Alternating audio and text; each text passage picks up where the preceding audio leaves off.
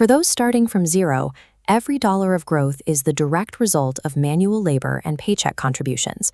Net worth growth is fueled by your hands, not your holdings. We hear constant praise for the magic of compound interest, but during this initial phase, compounding is a rounding error compared to the cash you are physically contributing from your paycheck. This diagram compares a $5,000 portfolio to common living expenses. Even with a 10% market return, which is excellent performance, the result is only $500. While a 10% gain is mathematically high, $500 does not pay your rent or buy you any extra freedom. To move the needle, you still have to physically grind and cut expenses to generate new savings. This friction creates a psychological treadmill. Most people look at the numbers, assume the system doesn't work for them, and quit before they ever reach the threshold where the math begins to take over. Legendary investor Charlie Munger was blunt about surviving this early grind. He famously said, "The first $100,000 is a bit, but you have to do it. I don't care what you have to do.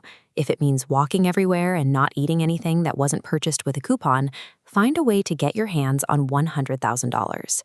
At this specific amount, the dynamics of wealth change. The capital base becomes large enough for market returns to start offsetting real-world costs. Applying that same 10% market return to a $100,000 balance changes the outcome.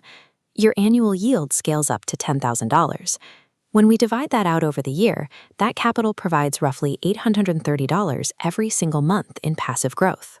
Your money now provides a constant stream of passive work, pulling the portfolio forward regardless of whether you put in extra hours at your job. In wealth building, the acceleration is backloaded.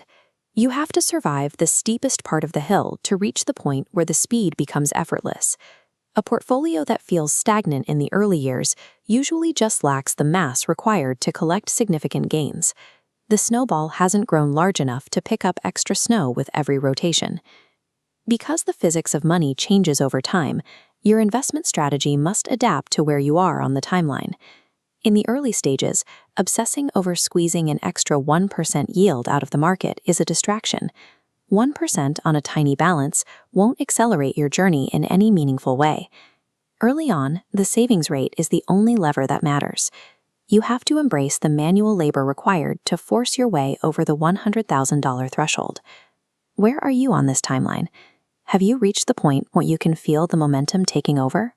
Let us know in the comments and subscribe for more analysis of the mechanics behind long-term wealth.